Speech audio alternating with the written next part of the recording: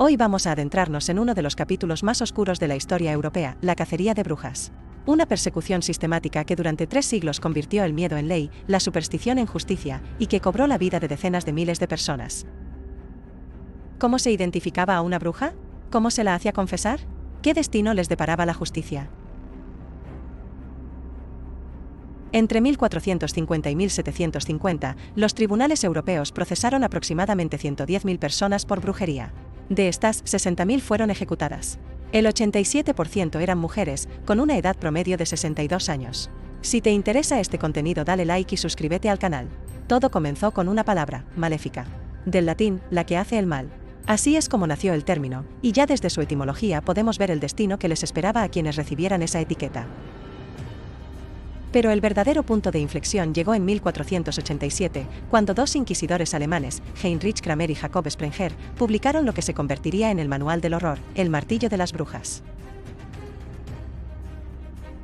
Este libro tuvo 29 ediciones antes de 1600, con 35.000 copias circulando por Europa Central.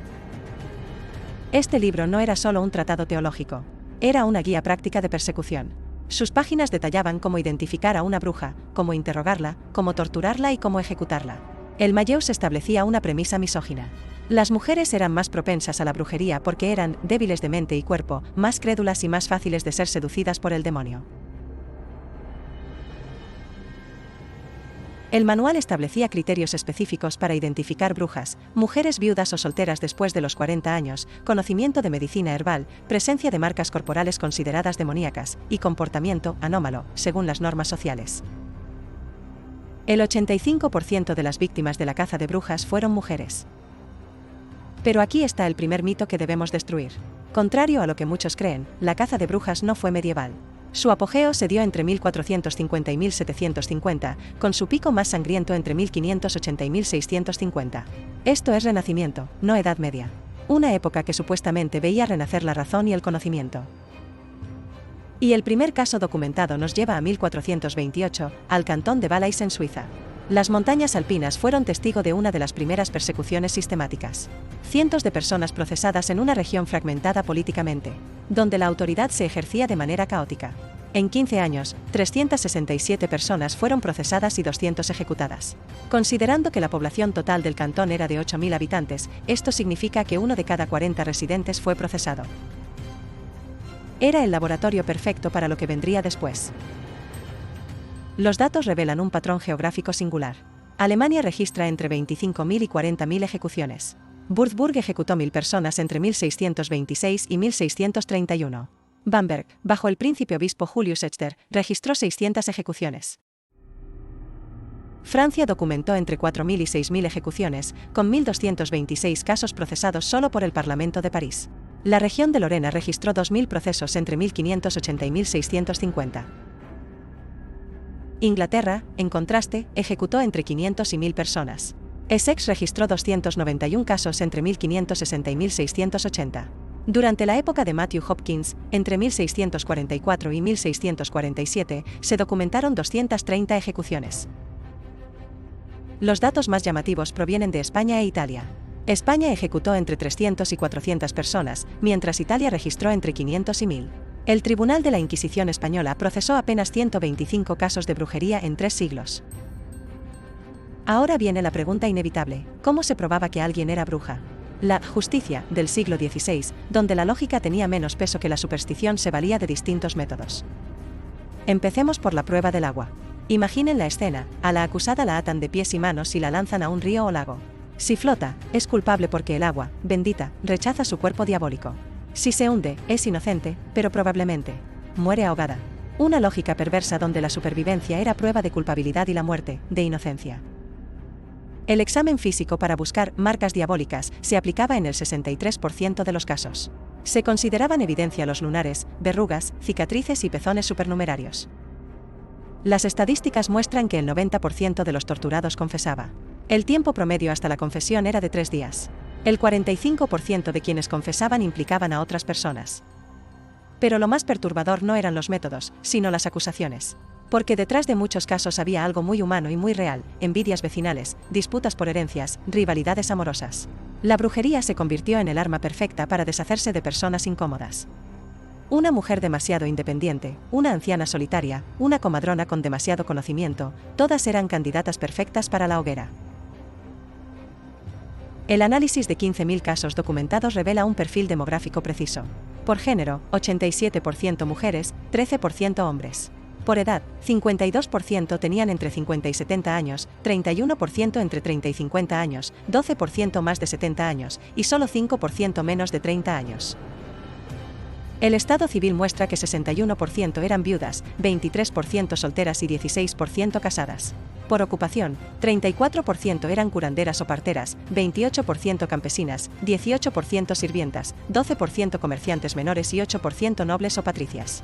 El 73% de las víctimas poseían propiedades valoradas en menos de 50 florines. El 12% eran propietarias de tierras sin herederos masculinos. El 34% había estado involucrado en disputas por herencias. Un dato significativo, el 15% de todas las parteras europeas fueron procesadas por brujería. En algunas regiones alemanas, el porcentaje alcanzó el 40%. Y ahora llegamos a la parte más oscura de esta historia, las confesiones. Porque muchas brujas confesaron. Admitieron haber volado por los aires, haber mantenido relaciones sexuales con el diablo y haber asistido a sabbats diabólicos. ¿Cómo es posible? La respuesta está en una palabra: tortura. Los métodos de tortura estaban codificados. El estrapado consistía en dislocar los hombros con pesas de 25 a 50 kilogramos. La garrucha implicaba suspensión con cuerdas durante 2 a 6 horas. La privación de sueño podía extenderse hasta 180 horas consecutivas. Los métodos judiciales de la época permitían la tortura para extraer confesiones. Y bajo ese sufrimiento extremo, las víctimas confesaban cualquier cosa que sus torturadores quisieran escuchar. Historias fantásticas sobre ungüentos mágicos, elaborados con grasa de bebés muertos que les permitían volar. Relatos de pactos satánicos sellados con sangre. Pero no todas las confesiones vinieron por tortura. Algunas mujeres confesaron espontáneamente, convencidas tras años de adoctrinamiento religioso de que realmente eran culpables. Otras lo hicieron con la esperanza de evitar la tortura o conseguir una muerte más piadosa. Y aquí aparece uno de los casos más célebres: Salem, Massachusetts, 1692. En el Nuevo Mundo, supuestamente más racional, 20 personas fueron ejecutadas y más de 200 acusadas en un episodio de histeria colectiva que comenzó con unas niñas que afirmaban estar poseídas. En febrero de 1692, Betty Pérez de 9 años y Abigail Williams de 11 años mostraron los primeros síntomas. En marzo fueron arrestadas Tituba, Sarah Good y Sarah Osborne. En mayo se estableció el Tribunal Especial. Las cifras son precisas: 200 personas acusadas, 30 condenadas a muerte, 20 ejecutadas, 19 ahorcadas, 1 prensada hasta morir, 5 muertas en prisión, 156 encarceladas. La edad promedio de las acusadas era 41 años, mientras que los acusadores tenían en promedio 16 años. Salem nos demuestra que ni siquiera el protestantismo puritano estaba a salvo de la locura. España e Italia, pese a la temible Inquisición, tuvieron menos ejecuciones. La Iglesia Católica, paradójicamente, era más escéptica hacia las acusaciones de brujería. Tenían procedimientos más rigurosos y requerían más evidencia. Y los métodos de ejecución variaban según la región.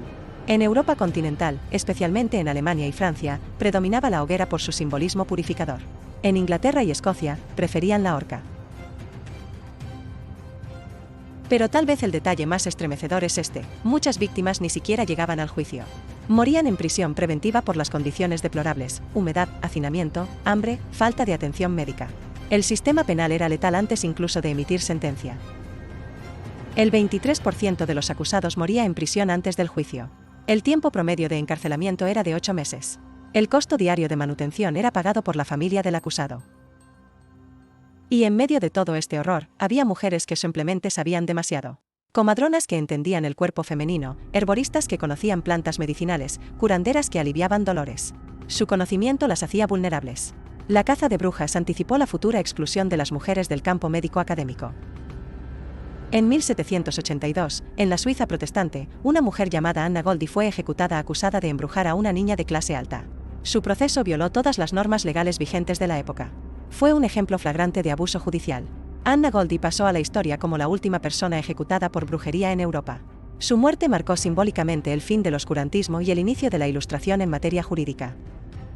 Varios factores coincidieron con este declive. Entre 1692 y 1694, la crisis de Salem generó 156 testimonios contra los procesos. En 1701, Christian Thomasius publicó el primer tratado académico contra la persecución. En 1736, Reino Unido derogó las leyes de brujería. La revolución científica comenzó a ofrecer explicaciones racionales para fenómenos antes considerados sobrenaturales. Los estados se centralizaron, creando sistemas judiciales más uniformes y controlados. La medicina avanzó, reduciendo la mortalidad infantil y las epidemias misteriosas. Pero sobre todo, cambió la mentalidad. Las élites intelectuales comenzaron a cuestionar las acusaciones de brujería. Filósofos como Voltaire ridiculizaron la superstición. Juristas exigieron evidencias más sólidas. Sin embargo, el final no fue limpio ni repentino. Incluso en el siglo XVIII, casos aislados seguían ocurriendo. En algunas regiones rurales, linchamientos por brujería persistieron décadas después de las últimas ejecuciones oficiales. ¿Cómo fue posible que sociedades enteras enloquecieran de esta manera? ¿Cómo pudieron convertir el miedo en sistema judicial? La caza de brujas nos enseña que la civilización es más frágil de lo que creemos. Que el miedo puede convertirse en ley, que la superstición puede disfrazarse de justicia, y que las sociedades pueden perder la razón cuando más la necesitan. Pero también nos enseña algo esperanzador, que la humanidad puede despertar de sus pesadillas. Que la razón, eventualmente, puede triunfar sobre el miedo.